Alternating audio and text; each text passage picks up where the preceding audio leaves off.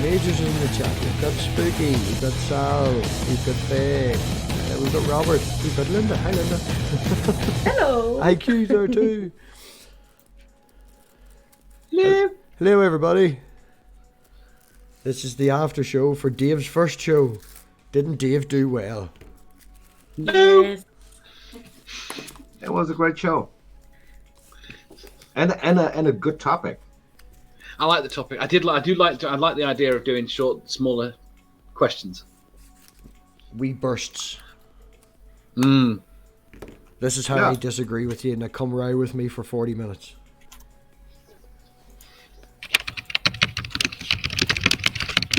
Oh, my typing. Dave, I have a question. Dave has moved to the laptop. Clearly moved to the laptop. Can you hear my typing on the desktop? Yeah, we can all hear your keyboard. No, when I was on the other stream. No. Excellent. Audio was perfect. Jim, you can thank Peter in the top corner for the intro. He made it for me, so all shout outs have to go to Peter for that. It's a damn good intro. I'm waving now. You can't see it, but you should do your avatar and a wave. I don't have my camera. I bought new lighting, and so I ripped off the light. So I could turn on the camera, but then the screen would just go black. That wouldn't work. Brother John is in the chat wondering what the topic was, Dave. So Dave did his first live stream the night with Richard. If you want to give a wee what it was, Dave. Crap. I haven't already forgotten. It was about the value of, basically the value of history and whether or not a story was true or believed, whether or not a story that was probably not true was believed to be true had value. So it's a nuanced question, because obviously we know stories have value and we know history has value. But if you have a story that is believed to be true, does that have value, or can the same value be gained from stories that we know are stories? And I don't think we resolved the issue. No, I think with Richard, it's very difficult to have a conversation with him sometimes because his wordage is difficult. You know, he would describe things in a different way. Mm. And it makes it very difficult to talk to him sometimes. Jim, I've DM'd you to check your Twitter, Jim. Does Faye want to join again? Yeah, send it to Faye if she wants. That'll be a full house. Unless Richard turns up. I'll send him an email because he probably can't find it in Discord. Ah. Hey, I just had to download Discord for my computer. You don't use the browser. I hate the browser. I'm not using the browser. I'm using the app. Yeah. On my computer. To Richard. At least the sounds work in that one. Your audio was perfect the night as well, man. There was no echo or nothing. Oh, that pleases me. Oh. Yeah, because OBS's audio is the bane of OBS's existence. Well, I wasn't using OBS, don't forget. I literally just did it to Streamlabs. Oh, Matt, how do I copy it from Discord MathPig? Right click. Or you could just, if you're on your computer, just highlight it and copy paste. Oh. Now I've right clicked. I just copy link. Hello. Hi, Jim. Hello. It is good to hear you, man. How have you been? Been fantastic lately. How about you? That's good, man. That's good. No, good to hear. I've been well. Work shit, but life is good. I've got my girls with me this weekend, so that's always That's good. great. Dave, fantastic first show. I'm sorry I wasn't able to interact much with the chat, but that was great. Thank you. Thank you, Squeaky. Big names listening on your first show, Dave. Big names listening. know. Who, MathPig?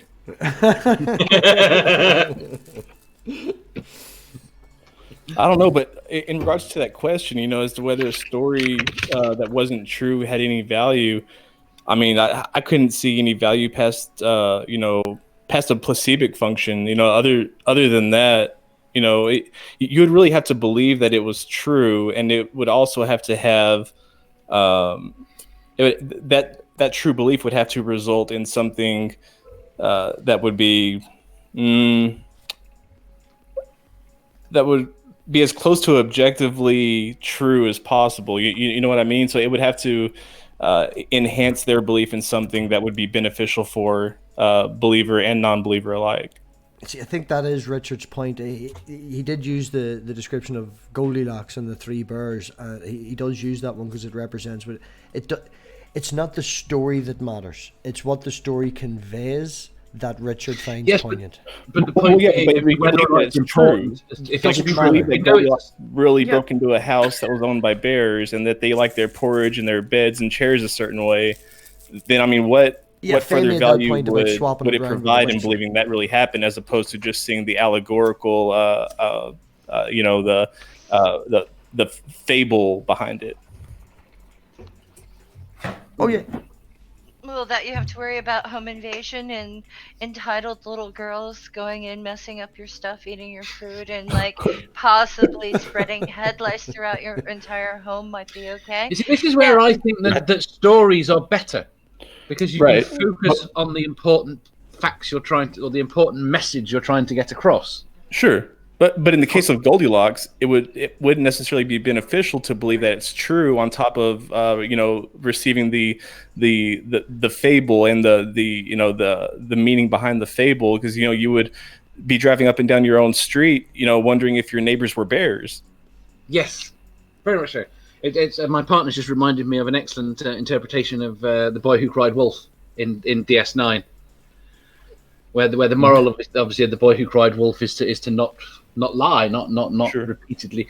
Well, we'll get the opinion of the Cardassian in DS9 is that the moral of the story is to never tell the same lie twice. Yeah, sure. But without the anthropomorphic descriptors and characters, you could believe that The Boy Who Cried Wolf was true, and that would actually probably be a good thing. It would probably be an improvement on the story to believe that it was true, to believe that it actually happened, to where that some boy actually met his fate because he lied too much, as opposed to somebody hypothetically possibly once upon a time it happening to.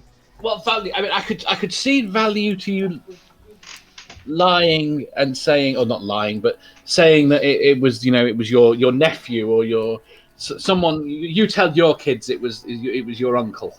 Sure. To try and elicit an emotional response to the information. But that emotional response is a result of them accepting that it's true, because they look at you as an authority figure, and that you wouldn't lie about your uncle doing something like that or whatever. So I mean that they would believe that it's true, whether you did or not. But the question then comes down to what I was asked. The other was, can that not be achieved without saying it's true? I think there's a certain level. I mean, yeah, the general idea can be achieved and appreciated without it believing that it was true. But if like if you were that child and you were getting told that this is a story about what happened to somebody long ago, once upon a time, versus this is a story that happened to your uncle when me and him were a child, like you said, it elicits that emotional response as a result of them accepting it as truth. Right, but what if they don't like their uncle and they think he's a moron and they're like, well, I'm not that stupid, so I don't have to pay attention to the moral of that story because I'm not dumb as Uncle Edmund. Sure. You Well, know, there's a like lot of I factors met that the go into dude and play. he doesn't wash. Ew. Yeah. Yeah, well, there's a lot of factors that go into play. You know, like one of the kids could have, it sounds awful, but could have been, molested by the uncle as a child, and the other one could have thought he was the greatest person in the world, and they would leave with two different interpretations or perceptions of the story. One of them might, appreciate the allegorical meaning, and the other one might be like, well, good, fuck Uncle Frank, Right, but if Uncle Frank also is a thing, maybe you're going to remember sour grapes from the fox and the grapes, or the tortoise and the hare, and it quick puts the whole story in your head. And if you can be, are you going to be the rabbit or are you going to be the turtle? Sure. It's like people remember they're like mental memes that come up, and you're just like, oh, okay. But I don't think it's anything that can be applied across all fables or all allegorical tales, because the tortoise and the hare, there's a lot of personification there, and they can talk and they can reason and things like that. Whereas the boy who cried wolf, it's very believable. So I don't think it's anything that can be applied to every lesson or every fable, but I think it's on a case-by-case basis for sure. And like you said, with the relationship with the uncle, that there's a lot of factors that go into play. Right. I mean, you could tell stories about grandma when she was young, but if grandma has a dead tooth and the kid is weird about the dead tooth, they're not going to listen to any stories about grandma. Yeah, sure. So I think in short, it's just all about application. Agreed. Just how you apply it, just how you use, how somebody can, like, you ever met somebody who just always had a story for the moment that kind of made things better? It's just, you just adapt the story to fit the conditions, and you wouldn't use the Goldilocks and the Three Bears to teach somebody a lesson about defense from home invaders.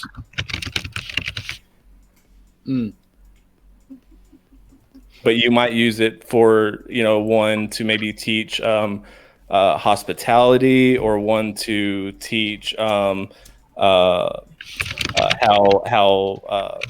mediocrity isn't necessarily a bad thing, or how similar people can have different tastes. Exactly. Right, so yeah, it's definitely on a case-by-case basis. Yeah. It depends on how you interpret it, how you're applying it. And there's many stories that really never got written down that people still believe to this day. For sure. Usually they're reflected in homeopathy and racism. Right. And because I'm an atheist and I have to do this, it's, kind of I feel like it's my job. A lot of Jesus's parables and fables were borrowed fables, some of them even from Aesop. I mean, they weren't original ideas at all, but they fit the moment. And you have Christians, of course, who apply it to a case-by-case basis, and of course that's where you get cherry picking and mischaracterizing the text. But I think that just lends even more credence to the idea that it's conditional. Dave, you said you wanted to pop out for 5-10 minutes and get something to eat? Yes, I do. Perfect. I want to find some food. We'll see you back here in about 10 minutes then, or whatever. Take your time, man. Get yourself sorted out. It's your after party, so do come back. And yours, Richard. Hello. Can you hear us, Richard? I do hear just fine. Peace and respect to you all. My brother Richard, good to see you, man. Good to see you, Mr. Jim. Sorry I don't have my camera on. I'm in the process of redoing my office. Hopefully it will be done tonight. I promised myself, but yeah. It's okay. The mustache is burnt into my memory. Yeah. Good to know, man. MathPig, if you need room for somebody, I'll happily hop out. Same here. I will do. Yeah, I'll do too. Dave's getting food, so it'll be one of you can talk amongst yourselves for 10-15 minutes and decide whenever Dave comes back. But yeah, he'll be a wee while getting something to eat. Yeah, because it's his thing, really. Yeah, so he'll have to come back. Well, I talk too much anyway, so just kick me out whenever. Where'd you go, Richard? You're back. That was good fun, Richard. It was a good conversation he's had tonight. Yes. I really like all the brains I got to engage with. That was a lot of fun. That was a good talk. My brain didn't say much. That rules me out too. And what part that I was able to pay attention to, Richard? I think you and I are really on the same track and the same kind of. Been trying to get you to do a show forever. Don't know what to tell you, man. Hey, I told you, man. I'm down. I'm totally down. Yeah, now schedule one. Well, just tell me when, man, and I'm there. I promise you. Tonight, right after this. What time? Right after this. Like 10-minute smoke break right after this. Right after that. I won't be able to come on camera. Is that okay? It's lovely. Okay, I'll be there. You have a distinctive voice anyway. Everyone knows your voice. This is just going to go all night channel hopping. And beautiful legs. Thank you very much for shaving one. This is just going to be one of those nights where it doesn't end and poor Peter ends up on Jill's channel shouting and screaming. Sleep is for the dead. No. Whatever happens, I'm not going on Jill's channel tonight. I have my piece of fun. Yeah. We've got that fun planned ahead as well. Every single time I go on his channel, I have to remind him how his wife lusted after her lovers who were hung like donkeys and had emissions like horses. And Ezekiel. and still be completely surprised that I'm not bounced from the stream. Well, I can curse, I can use the F word, and I still don't get bounced. Whereas I've seen others who were out in seconds when they did that. So for some reason, he doesn't do that with me. No. Oh, he got really mad at me because I didn't fight with him, but instead had a good conversation on my channel. He will not come back. I hate it when everybody gets along. Will he not? Have you asked him? Only 30 times or so. I don't know. Well, Richard, I don't know if anyone will cure, and possibly this could be a good thing or a bad thing, but the 23rd, which is a Sunday of this month, Richard's moderating and Tug's moderating, and me and Jill are having a debate on which is the best society for people as a whole, a secular society or a religious society. Ooh. If Jill shows up. If Jill shows up. Yeah. I give it 10 to 1 odds. He was so curious about the whole thing that he tried to do that debate with me yesterday. I had to tell him 2 or 3 times during the live stream that I was not going to do that debate because I would be pretty much handing him the things that he needed to counter when you were going to have the debate. And I wasn't going to do that. I had to leave, man, because he was doing that to me and I would have goaded into it. Yeah. And I had to leave. Yeah. So and I think he's afraid because he tried to weasel out from the start because he already knows that he has no leg to stand on. Yep. So he wasn't looking forward to this because he's going to go down, and he already knows that he's going to go down because there's no way in defending a theist society in any way, shape, or form. Right. I agree.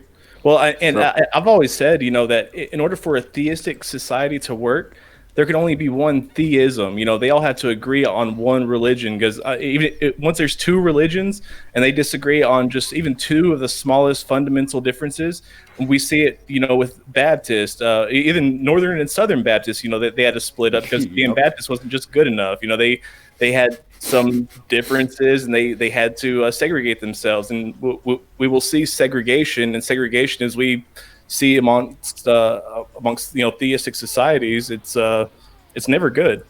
No, so see, it's just an argument for tribalism. We have an official state religion. I think the U.S. should adopt an official state religion. They will become the most secular country in maybe in less than a year. Yeah, you do find that if you make, give them a state religion, they usually do end up going secular. Yeah, that'll happen, but only after a period of persecution. Yeah, well, look at Ireland now. Ireland's one of the, most, in their constitution, it's very, very religious. You're not even allowed to blaspheme in Ireland. It's still against the law to actually take the Lord's name in vain in the south of Ireland. But yet there's a shitload of non-religious people. Yeah, there's a shitload of secular people, man. And whenever they had the gay rights vote, people actually came home from England, came home from Australia. You know, there was a massive influx of young people that actually came, and it's very secular now. As a country goes, it's still culturally religious, but the actual the government is becoming more secular.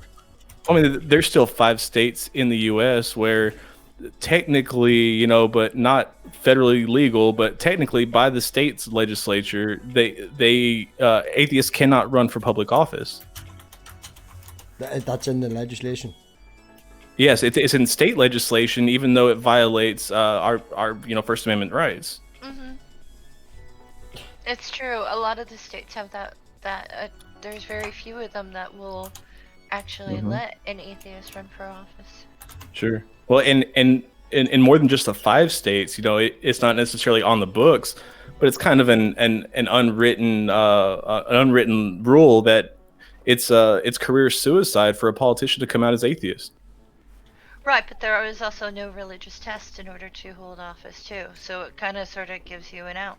Yeah, if I remember correctly, the only atheist that I remember was he was a congressman, and he didn't even come out until years after he had already been in office. And probably left again. The only way that a religious society works is back in the past. And if there's only one religion. Right, well, it gives you an excuse to kill someone.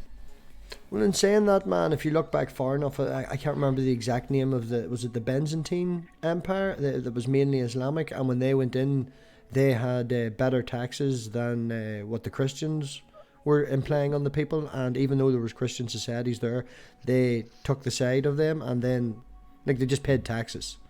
That was it. The Ottoman Empire was very similar to that as well. It may have been the Ottoman Empire, man. It was definitely one of them, but that's what it is. The Islamic Empire came in, took over the Christian religion, or took over the Christian town, but allowed them to remain Christian and just charged them taxes for it.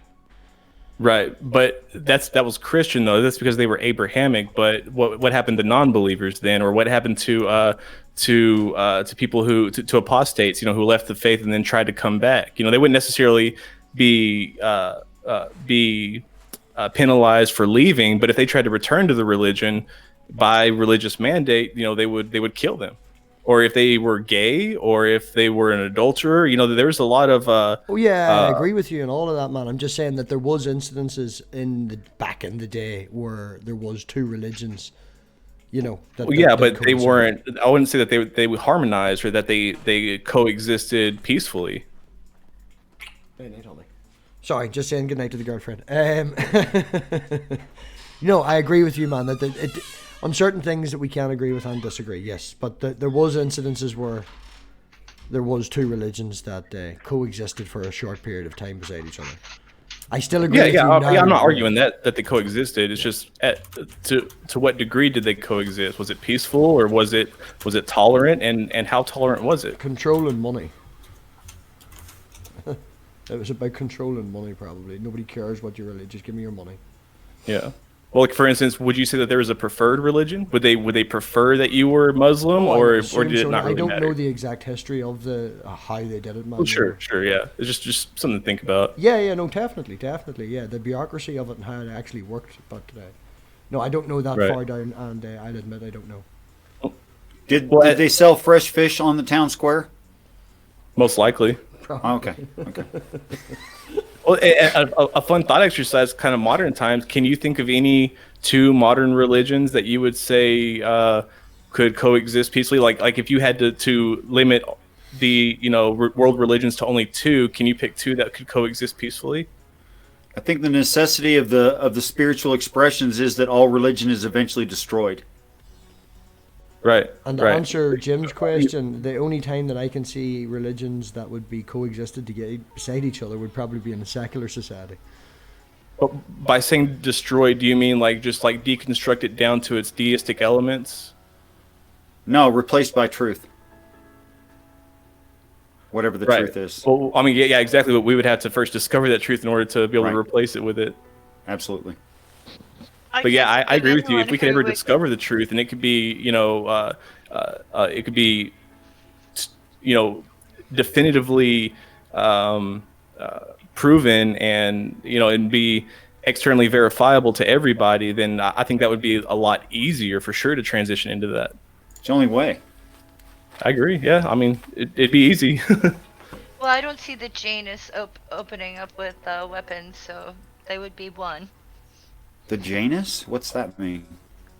Like the type, or The Jain religion. Oh, you know, Janus. They Jainism. won't Oh, step yeah. on a bug. They wear a face mask so they don't inhale anything. They don't kill. You know. Put filters on their drinks in Right. case of a fruit fly? yeah. Well, and that's not to say that one religion can't coexist with another, but will that other religion be tolerant of their beliefs? Like, you would have to have two religions that were completely tolerant of each other, but it would ultimately lead into segregation and whether people like it or not, a sense of superiority for followers of each religion. Well, of course. I don't know. To me, that just can never equal equality or peace if one side or if both sides think they're better than the other. I think that what we're really talking about there is tribalism, like Faye said. Yes. Yep. That all of us tribalism want to exists think that whether we we're like it or right. not. But when tribalism exists on a dogmatic level, like, that's dangerous.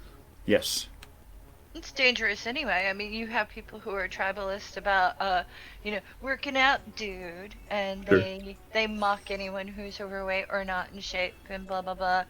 And there's resentment that builds up, and I mean, you can basically take anything and Yeah. turn it into a tribal issue where people may not necessarily get killed, but I mean, what about the gun culture? You know, you've got some people, not from my cold dead hands, you know, Exactly. things like that. Well, exactly. That's the dogmatic part that I'm talking about, is where something is wrong or right all the time, regardless of the culture or how much time has passed. You know, like, this is always right no matter what, and this is always wrong no matter what. Like, that's when it becomes a problem. But whenever somebody says, well, this is what I think is right, but I'm willing to shift my belief on that, you know, if somebody can show me why I'm wrong. Like, I think that is the most Well, Honest. You know what? that's the type of society and the type of mindset that's most likely to succeed and progress. I'm gonna pop out after this, but this is something to think about. This is why we need more cat owners in the world, because we can't argue with the little critter. It rules our house. Its ideas are the ideas of the day, and we have to basically yes and no, and mostly yes. And here's your food, and here's your clean water. Anything else I can do? Oh, scratch you behind the ear. We need to be our devoted servants to our masters. So. Well, you can argue with cats, but it's like arguing with fundamental apologists. You know, you can argue till you're blue in the face, but they'll still just knock shit off the table. Yeah. Which proves gravity and the fact that the Earth is round. You know, Yeah. cats are scientists, as Purple says. Cats And are the Earth is flat. Uh-huh. Right. Well, if Can't the be Earth was flat, the because cats there's would have things pushed on it. everything off. But I'm gonna pop out so Dave can come back. Faye, thank you very much for coming in. But I will be here. Okay, Bye, Faye. bye. Bye. Dave. Hello. All You Faye didn't wanted- take my place, Steve. I know. Hey, you had a great first stream, Dave. Awesome job, bro. Thank you very much. I don't. It's not like I haven't been on lots of streams, but I don't know why that made me nervous. Oh, dude, I totally understand that, and it's because it's your baby. You know, if you're on somebody else's and it screws up, you got somebody else to blame it on, I just don't care.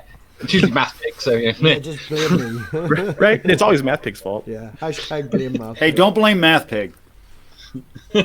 Why? Everybody else does. Everybody else. Oh, that's right. I'm sorry. Blame MathPig. Yeah. What are you using? Face rig MathPig, or what is that? That's snap camera. Snap camera? Yeah. Does the mouth move and everything with that? Yeah. Oh, that's pretty cool. Tracks my face, and I can be a few different. Stick out your tongue.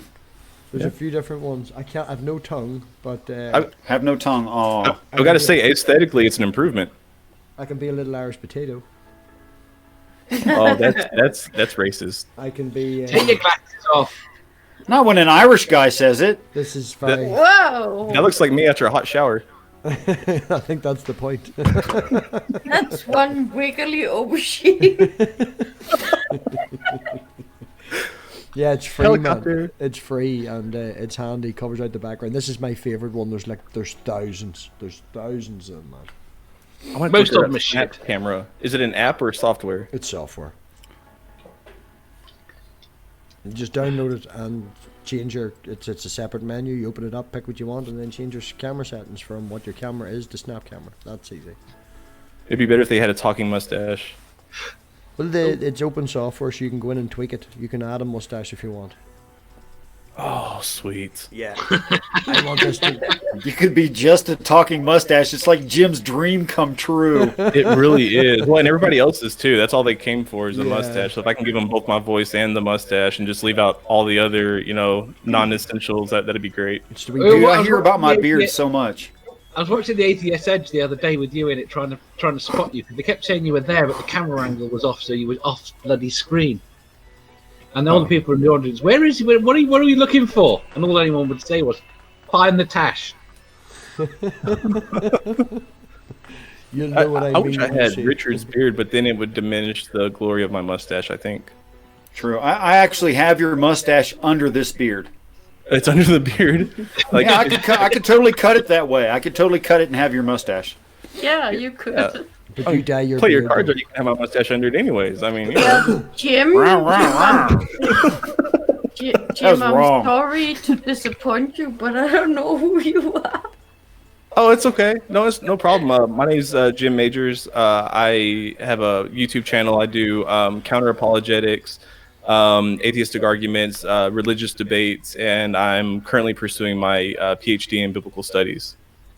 Okay. And he rocks a kick-ass mustache, and he looks after an awful lot of animals.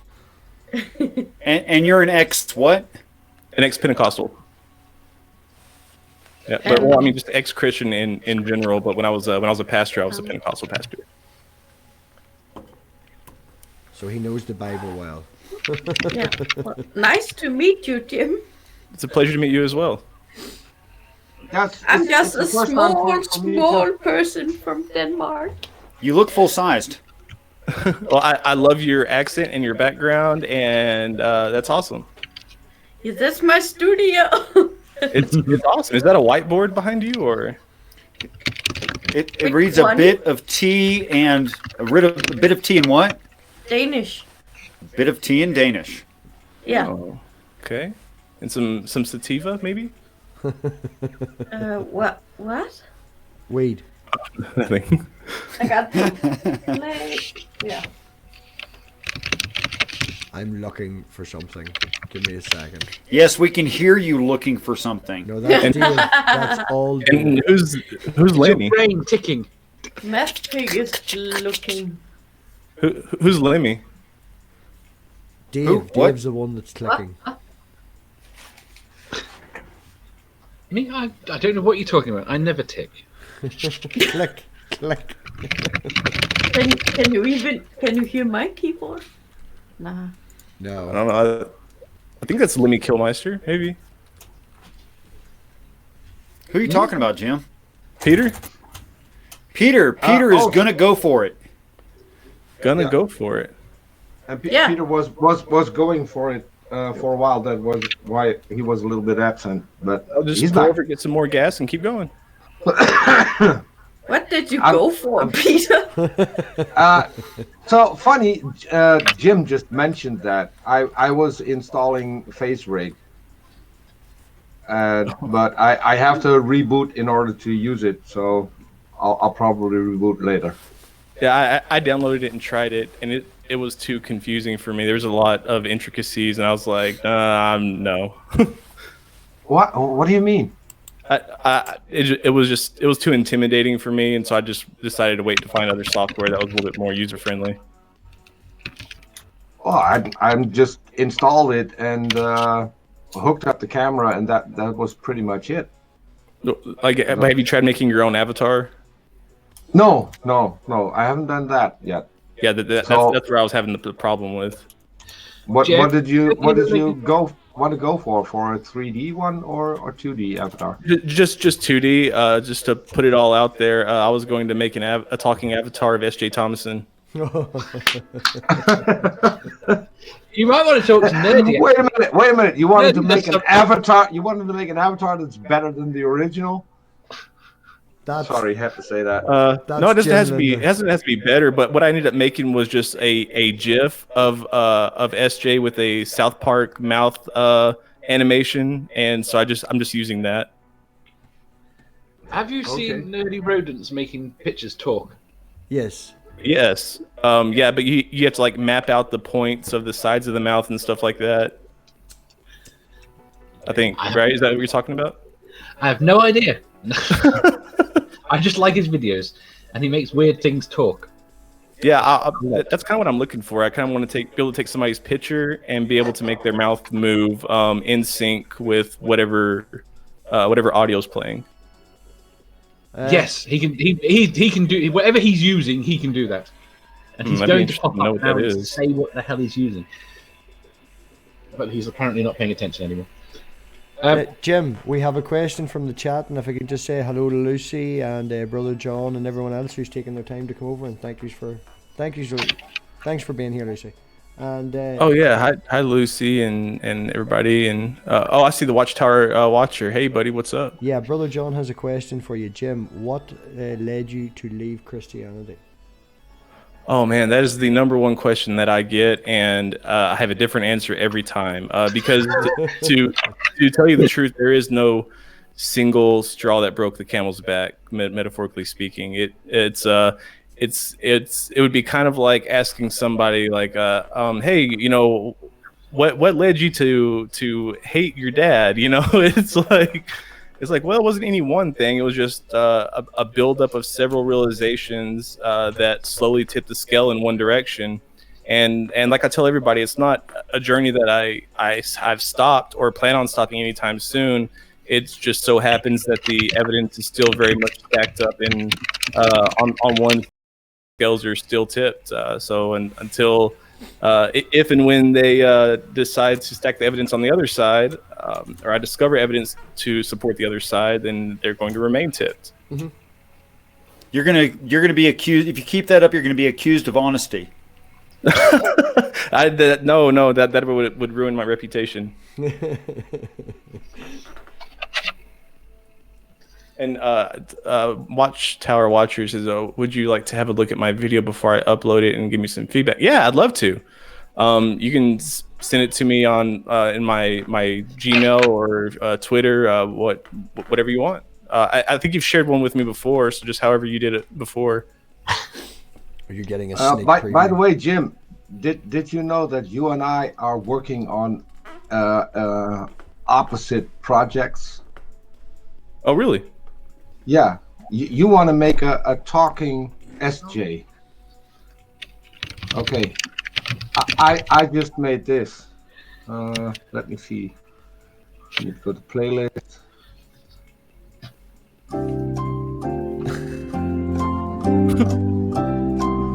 This is uncut.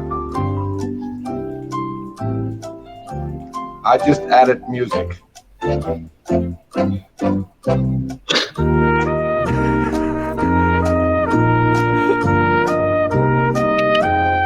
just stood there. Do we submit our answers now?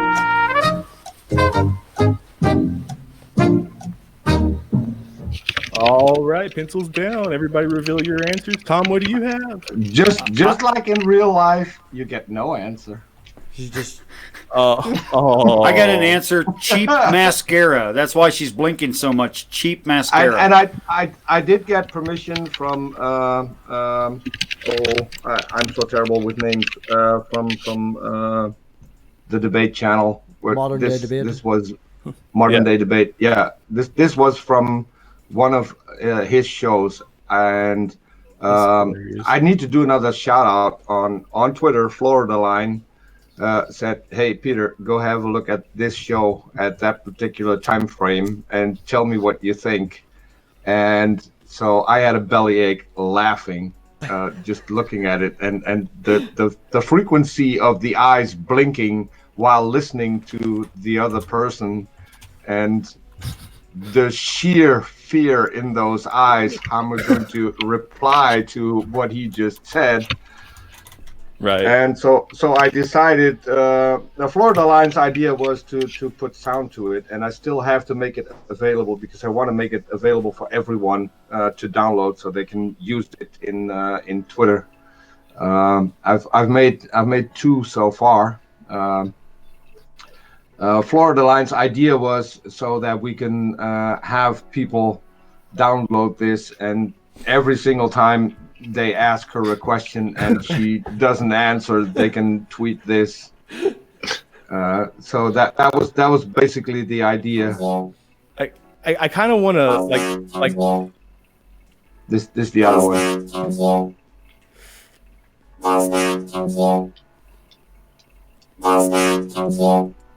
For those who can't hear, it says does not compute. Does not compute. That's hilarious. I kind of want to take that Jeopardy one and make like a video out of it and be like, okay, this is our daily double. Let's see the contestants' answers. And SJ seems to have taken a bathroom break. Yeah. Hit me up on Twitter, YTGGFI. If you want to have a copy, I'll send you a copy. Wait, one more time. YGGFY? YTGGFI. YouTube is gonna go for it. YGGFI. And as I said, all credit goes, and she'll be really mad because she thinks I need to get the credit because I made it. It's her idea. She gets the credit. Credit goes to Florida Line. I just make the stuff. Is it Yigv? YTGGFI. It is short for YouTube gonna go for it.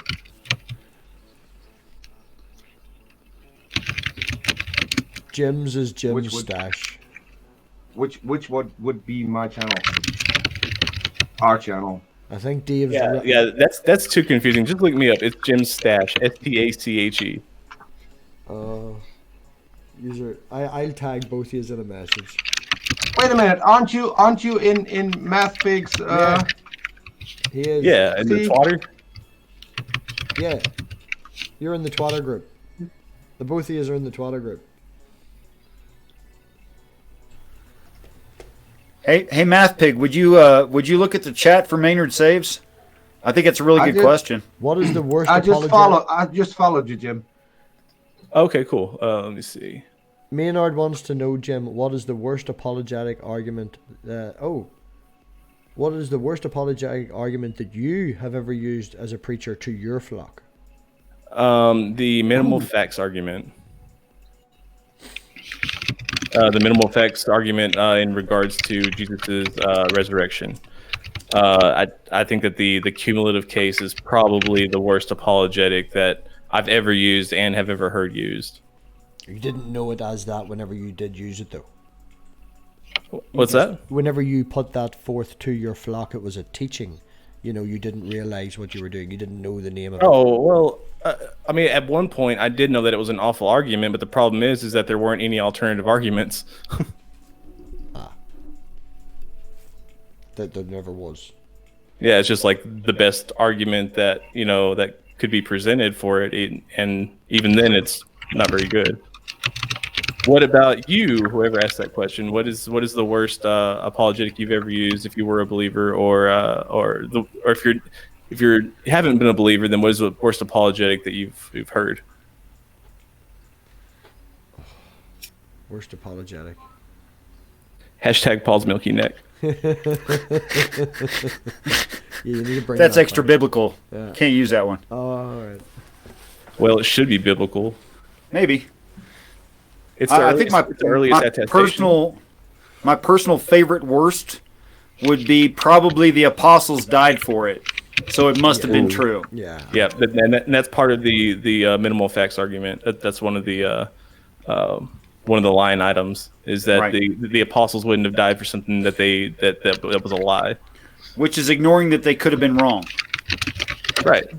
Or They could have been honestly wrong. Yeah. Right. Or ignoring the fact that they didn't necessarily have to know that it was true, because I mean we weren't just talking about the disciples, but some of the earliest attestations to persecution and to execution for being Christian was by people who weren't eyewitnesses.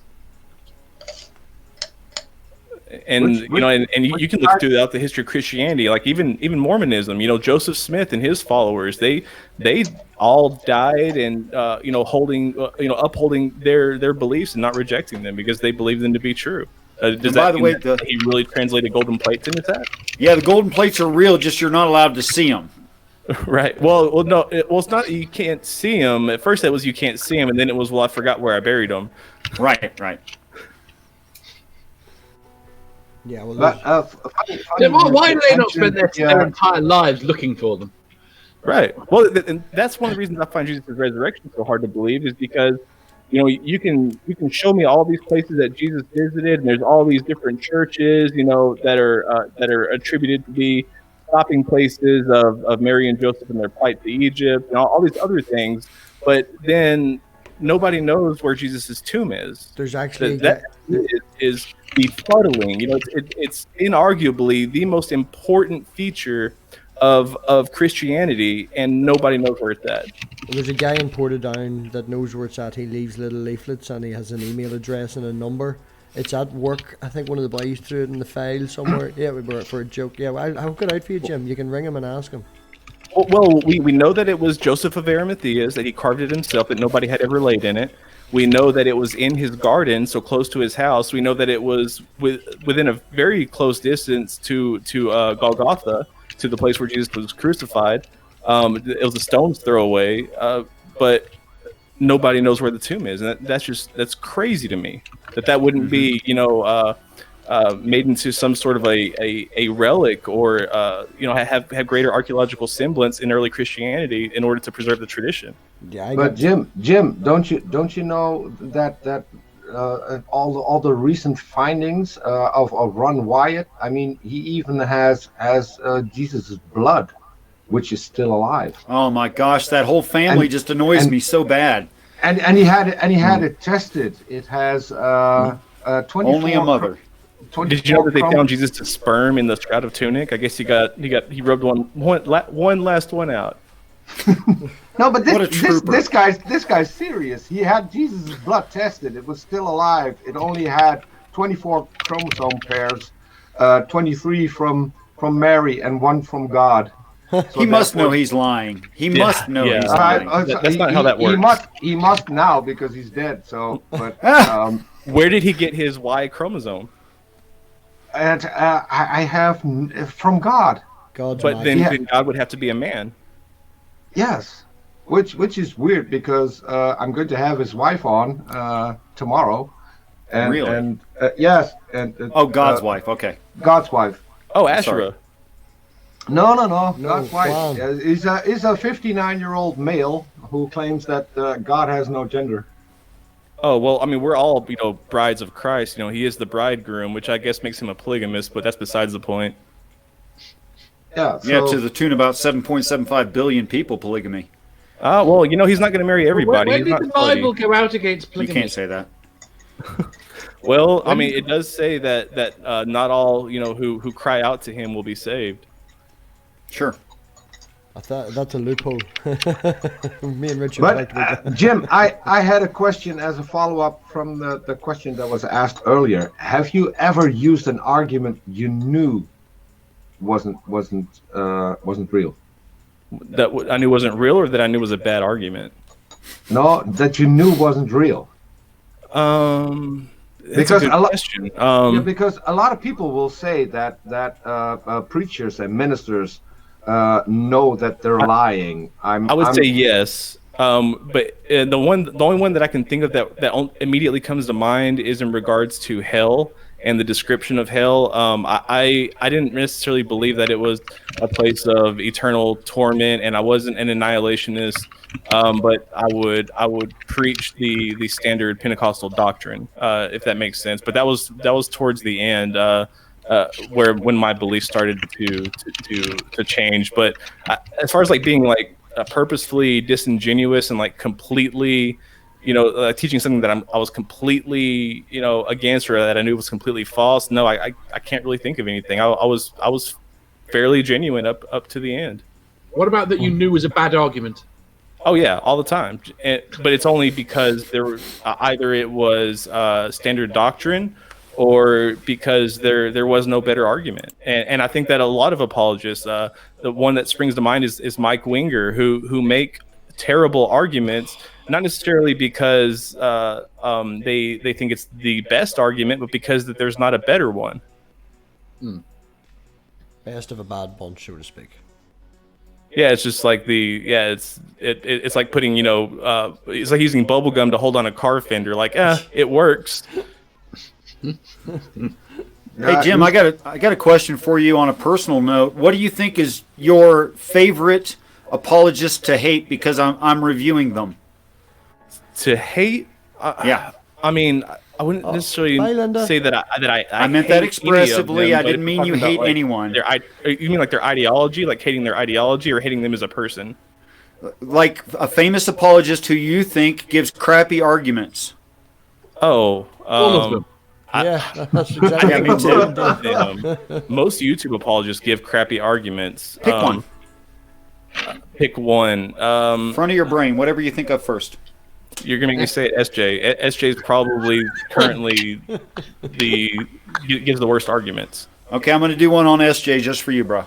The fact that you put SJ over Ken Ham, Ken Hovind, Ray Comfort. Mm-hmm. I mean, you just made my day. Sorry. Great. Well, I mean, and those are all great examples, but it's just like personally, I have the most. I've debated Ham and Hovind, and SJ, but I interact with SJ the most. You have debated Ken Ham? Yeah. When was that? 2 years ago. Is that still online somewhere? It should be. I did it through Atheist Edge. Okay. I need to go see that. I did have Hovind and one of the people of Answers in Genesis. Sadly, I lost that conversation, which was a pity. But yeah, I'm trying to get in with William Lane Craig, but he told me not until I have my doctorate. So yeah, you have to have a PhD, otherwise you're not a real person. Really? Right. I think that's got more to do with the fact that they've told him not to debate people very much. Well, and he certainly wasn't pleased whenever he told me that, and I responded with, "Well, I'll have it in about a year and a half, so I'll see you then." And he was like, "Well, you can't even be guaranteed that he'll debate you." It was like his secretary or whatever, the guy who does his emails. He emailed me and he was like, "Well, even if you have your doctorate, there's no guarantee, that he'll accept a debate." And I'm like, "What kind of shit is this?" Just make sure you put in the thing, "I have got my degree just so I can debate." I wish that were true. That'd be hilarious. I know. Wow, that's good. He's got representatives backing down for him before the talk even starts. Oh yeah, That's it. Yeah. You build a wall. Yeah. Well, and Kent Hovind has the exact same thing. If you call into his hotline, he's rejecting a lot of debates lately. He is? Yep, he will not debate me a second time. In fact, he offered James of Modern Day Debate. He said, "Hey, find me somebody to debate whether or not his whole tax situation was indeed illegal, if he did indeed break tax law." And I said, "Well, I'll take him up on that." And that was after I'd already debated him one time. And whenever he went back and said, "Hey, I found somebody who would debate you on this or whatever," then he completely backed out and would no longer do the debate. Oh, they should ask Robert Reed. He did a video on it years back and researched the whole thing. So yeah, a lot of people have done a lot of good videos on it, but he's so far refused to debate anybody on it. I don't know. I've called him a couple of times. I haven't called him this year. Last year I've called him several times. I still want to have him back on our channel. I saw a billboard the other day, and it was like 1-800-REASON or The Reason, and it said something along the lines of "God cares. If you don't know God, call us and we'll help you." And so I called him, and then after about That was less than 10 minutes of back and forth questions. Just I'm being extremely polite. Didn't say I was an atheist. Didn't say I was a Christian. She never asked, and it was being completely honest and genuine. And after a couple of questions on theodicy, she completely backed out and was like, "Well, you can call us back at any time." Trying to get me to call back and call somebody else, and she eventually hung up on me. And you didn't record that by any chance? No, I didn't. I was driving and saw the billboard and thought it'd be funny. Oh no, it's 18554 truth is what it is. Arnra did that while driving, just because he was bored. He drove past one of those billboards and called and recorded it and streamed it. It was hilarious. I got to do that. That's great. That's one of the things that I'm missing here in Holland. We don't have that. Well, it's crazy because it's a volunteer staff, and you got to wonder what are their qualifications. Almost nothing. None. Yeah, and I guarantee if you put two of those receptionists in the same room together and ask them a mixture of 10 fundamental questions on Christianity, they would differ on at least two of those beliefs. Sure. Yeah, and you also have to keep in mind those billboards are made for people who want to believe what they're going to be told when they call in. Exactly. So they're not prepared to answer any critical questions. Yep. And they're usually desperate. They usually already have it prodding into the back of their head. They've probably already been asked by their family, and then when they see it, that's just kind of like the final straw on the camel's back, and they just break, and then they call, and they're in this state of emotional torment and susceptibility where that they're a lot more vulnerable to believing things just based on the authority that you give them. Because once you call a place like that, you're immediately saying you know more about this than I do. I'm not prepared to make a decision by myself. I need your help. Yeah. So here's an idea, Jim. And I'm not saying that you need to do it. I'm not saying that you need to not do it. But so I work a lot with scientist Mel. She has called Hovind several times. Yeah, they're and just said, "Hey, I'm a teacher, and I need some information about how dinosaurs and humans lived together." And Hovind just started talking. The first time. I don't know if it was the first or the second time. Hovind was busy at the time and texted her back that he was free to talk so she could call him. And this was all streamed live. So, wow. Hovind has a phone number. 1-800 extension. Dr. I think it was extension number 3 when you get Hovind himself. So let's say someone would call in and ask questions about starting a ministry and what to do to avoid paying too many taxes. Maybe Hovind would have some advice because you're a long-time follower of the channel. You don't have to lie a single time. Yeah. Just make sure. Except for that one lie at the very start where you're setting up a ministry. Don't lie any other time. Well, just call in and ask him. Say, Hovind, I look at you as a role model on how to be a Christian, and I just wonder if you surrender unto Caesar what is Caesar's. You don't even have to lie about the ministry part. If you say, I was wondering if I were to start up a ministry and wanted to pay not too many taxes, could you give some advice? There's no lie in that. You can just ask him. I mean, I would do it, but he knows my voice, right. And he knows my name. So if I'm going to call in, he knows he's talking to an atheist, so he's going to tell me nothing. But well, if you just happen to have OBS running or some recording software, I don't know, just by accident. Yeah. No, he's anti-tax. Like I forget the name of his what movement or what ideology he follows in regards to the taxes. I can't think of the name of it, but it's like something to do with tax protesting. And and he hates it even more now because his previous wife left him because of the whole tax evasion scheme thing that she saw was happening, and wanted to know if everything was safe. So, are your DMs open, Jim? Yeah, my DMs are open. Okay, I'm gonna send you a link in DM. Okay, cool. Yeah, feel free to. Critical. One that might be useful if you want to talk to Mr. Hovind. Oh no, he won't debate me. That's already been tried. I debated him one time on religion and completely destroyed him, and he had already promised for a follow-up debate, but he won't debate. And for a long time, whenever I would call, they would say, "Oh well, he's really busy right now, and like he's all scheduled up, and like he's scheduled up for a couple of months." And I'd say, "Okay, well let's schedule it for a couple of months." And they'd say, "Well, let me get back to you."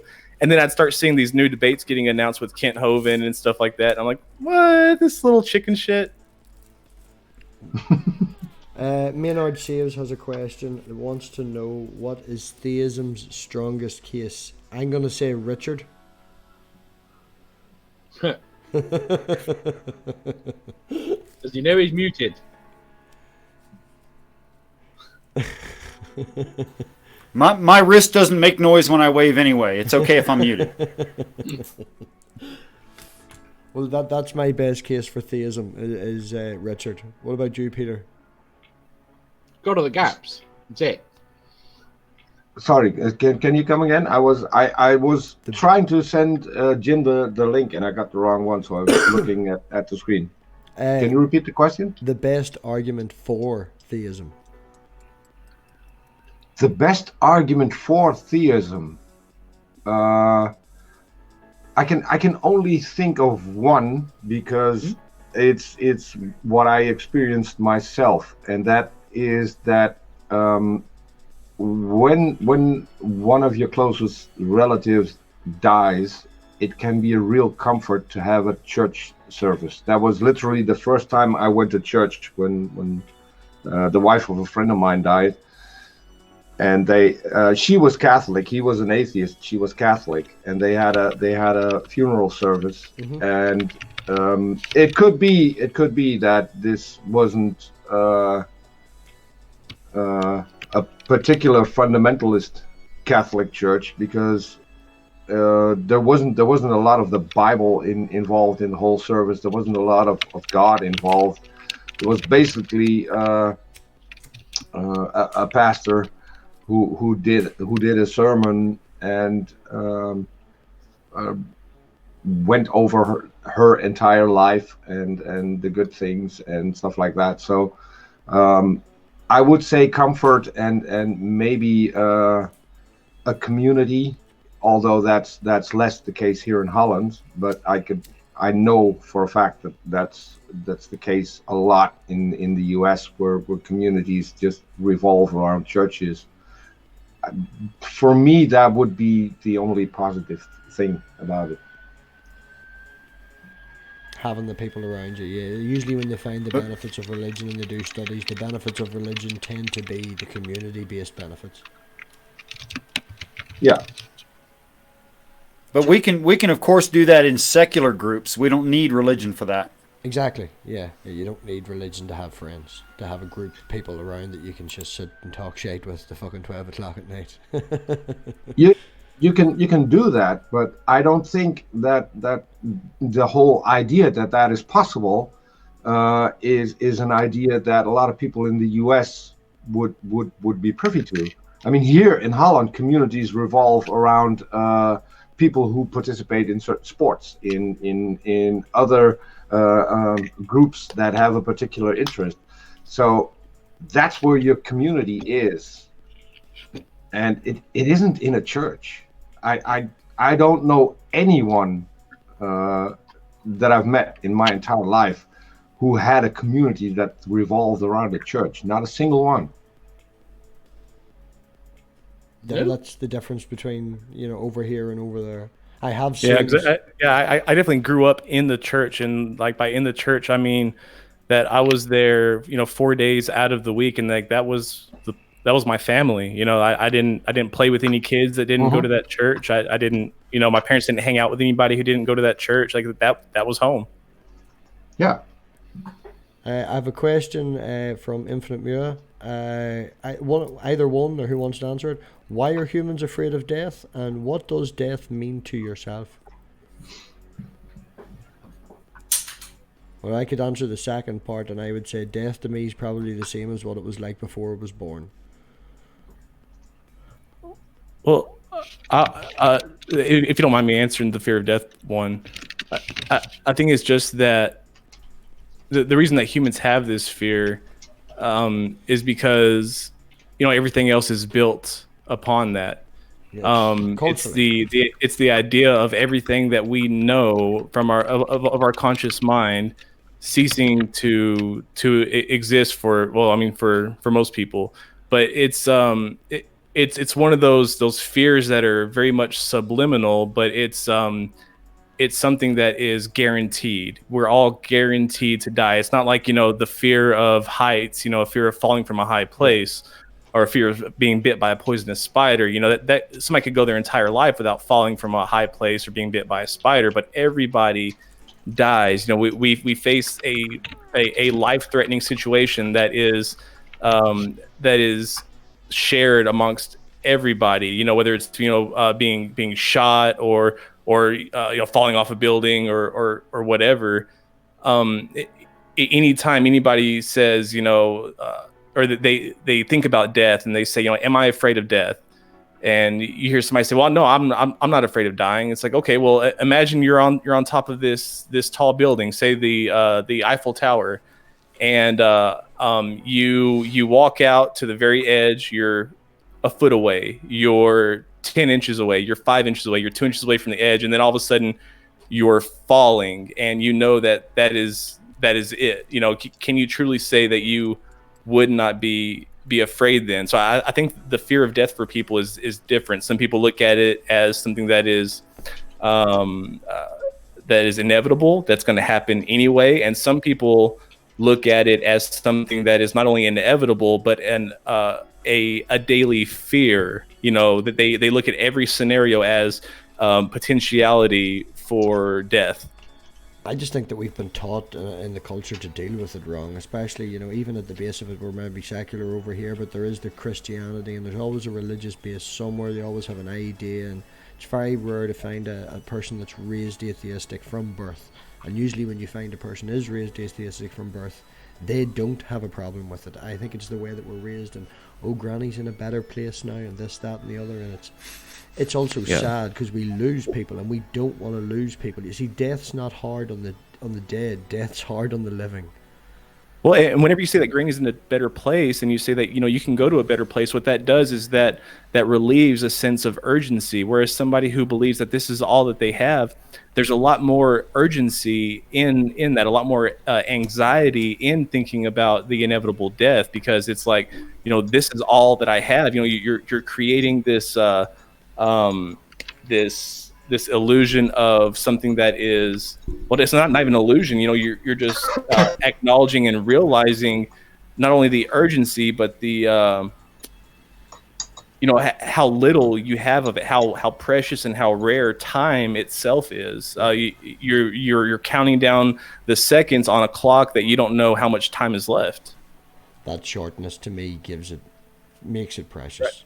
Right. Whereas if you believe in life after death, there's not as much urgency. Yeah, but then that would, if you have life after death, some people look at what's happening now in the Middle East and all that. They're trying to bring on Armageddon because they ain't afraid of death. They're trying to bring on the revelation. So, well, and people who say that they aren't afraid of dying, you know, whether or not they say that they're afraid, they don't have the desire to, and they show that by eating, by sleeping, by hydrating, and making a reference to your point. It's survival. And making a reference to your point, I'm not afraid of death, and I'm not really afraid of heights. But if you put me to the top of a cliff and started swinging me about, that would fear me. Yes, because it's a build-up. It's the same as whenever I put my dog down. Whenever I made the decision to put the dog down, I had 3 days, and I cried for 3 days. And the moment he was gone, I stopped. Because it was the build-up that was the problem. You know, it wasn't the fear. Exactly. You know, that's what I'm saying. You know, it's not the fear of death, what you're doing with the whole cliff edge and the top of a building and all that, that's a build up. It's the build up that, as what Dave did tonight. Dave just went, fuck it, I'm gonna go live. But it seems to me that what you're saying is that you're not afraid of death, but that you are, but that when that moment comes, that you become afraid because you don't really realize that time. But if you're on the top of a tall building and you're falling as you're approaching your inevitable doom, and all of a sudden you have this realization that I'm going to die, and that is scary, Yeah, but I understand that. I But think that when somebody doesn't really have that existential dread every day is because they don't really meditate on the sense of urgency or how little time that there is, how scarce time is. what you're saying to me sounds like there's no atheists in foxholes, but it's not that I fear death. When it ends, it'll be. Now all of this is being described from a subjective being alive point of view. As I said at the start, the best way to describe it is it's the same before I was born. But I don't want to not be around my family. That's what, if I did, or if there was anything afterwards, that's what would be hard for me, is the fact that I Problem wouldn't is, be. I don't even think it's simple as that. I think life in its own right has worked out that it doesn't want to not exist. Yeah. Yes. To me, a good analogy is like a relationship. When you get into a relationship with somebody and you love somebody and you want to be with them, you're not really afraid of the relationship ending necessarily, unless you're approaching it rapidly and you realize it. But rather, you are focused on sustaining it and prolonging that relationship. But I think that everybody subliminally is afraid of a relationship ending, and that's why they prolong it. That's why they invest so much into it. Tiny Wedge. I'm going to see you guys later. Jim, I hope you'll email me a link in a little bit. I really respect all of you guys and your brains, and peace and respect to you all. Yeah, Richard. Richard, before it can't be on my channel. I just don't have enough time to set it up. But I'm more than happy to come on yours. Okay, let me check how many hours I have left. We'll do that. Okay, man. Okay. All right. Peace and respect. Richard. Yeah, we'll set it up on Richard's for 1:30 because I need to get a new fucking computer chair. My back is starting to kill me sitting doing all these fucking streams in just a wee stupid chair. So we'll go for about 10 minutes or so, and then I'm gonna have to get some sleep and go to bed as well. Okay, so you mentioned someone who was raised atheist. You got one in the stream here. Exactly. And Peter, do you have a problem with death? No. Exactly. No. So the only thing that would scare me a little is, and I have a story about that. A couple of years ago, one of my best friends had some stomach ache, went to hospital, and they decided to look her over and found something that they couldn't quite tell what it was, so decided to do that surgically. So that was planned for, I think, less than 2 weeks after they found that out. They opened her up and immediately closed her up again, and she had one of the most aggressive forms of cancer. Yeah. And so from the moment they decided to have a look until the moment she died was 6 weeks. It was that fast. She was completely healthy, just had a stomach ache, and 6 weeks later she was gone. Knowing that was going to happen, she decided to pretty much arrange everything that was going to happen. So where her stuff would go, what would go to whom, pretty much gave everything away before she died. Decided how she wanted to die, and decided how the funeral should be, and stuff like that. The worst part is making the decision. Today is going to be my last day. I'm going to call the doctor, and he needs to end this because I can no longer cope with the pain and the agony. That is something that I'm afraid of. The slow death again with the build up. Actual death. If it happens fast, I don't have a problem with it because I won't know Yeah. once I'm dead. I think most of us avoid unwanted pain. I mean, I kind of think that would go along with it. You know, I wouldn't necessarily mind a prolonged death. It's just I wouldn't want that. Actually, I would prefer a prolonged death, but one that didn't have pain. Yeah, but so I'm not afraid of being dead. I'm afraid of missing out on things that I could experience if I hadn't died. That's pretty much the only thing, and I think that's where it's better to be an atheist, because you know you're going to die, and that's going to be the end of it. You know you're not going to see your loved ones again after that. So if there's anything you want to share with them, if there are any unresolved problems, you need to do that now, because once you're dead, there's no way of doing that anymore. You're not going to see each other again. Right. So I think you make more out of life if you don't think that there's an afterlife. Yeah, the shortness of it makes it more Yeah. worthwhile. Right. Well, and even if there is an afterlife, you know, then you have to face the fact that whatever that afterlife is, that's eternity. You know, that there is no end to that. Which also would that to me would be horrific. If that was what was waiting for me, then I would be afraid of dying, because Yep. Can you imagine like 300 years of every day worshiping and praising and singing songs to God? Like eventually you just be like, okay, can you just drown me already? Can we just be done with this? yeah, but that's not how everyone sees it, because most people will just say it is the most beautiful place to go to, and there's no pain, there's no sorrow, and so equate that to picking your favorite food of your favorite activity and doing that for eternity. It's going to get bored at some time. Sure. Well, most people's idea of heaven is what they want it to be. You know, nobody has this idea of heaven that is counter to what they would want it to be. I would definitely recommend anyone to watch The Good Place on Netflix. It's just Still got finished. to watch the season. Pardon you, Dave? I've been waiting for the season to finish before watching it. Yeah, it finished. Yeah. Go. I should watch it next week. Jim wants to see my balls. Can you share screen? Go for it. Hold on. You have to click. I have to freaking reactivate the mouse. Give me a second. Okay. No, you have to click share screen. Oh, share screen.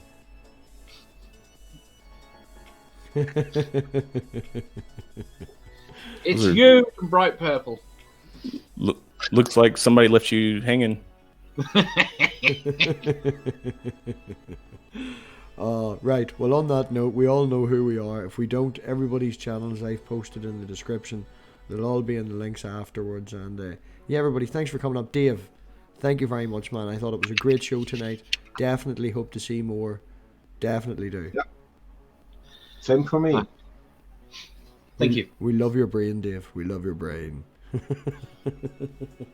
Yeah, and so what I liked about this is an unusual topic, and that's great. Yeah, we need to change it up. It's why I support other channels, because different people need different approaches. So that is a great niche to fill with just unusual topics, and I loved it. It was great. Thank you for coming in. Thanks everybody for coming here as well. And check out Richard's channel probably in about 10-20 minutes or so, and you'll get more Jim Majors v Richard. Thanks everybody. Talk to you later. Good night.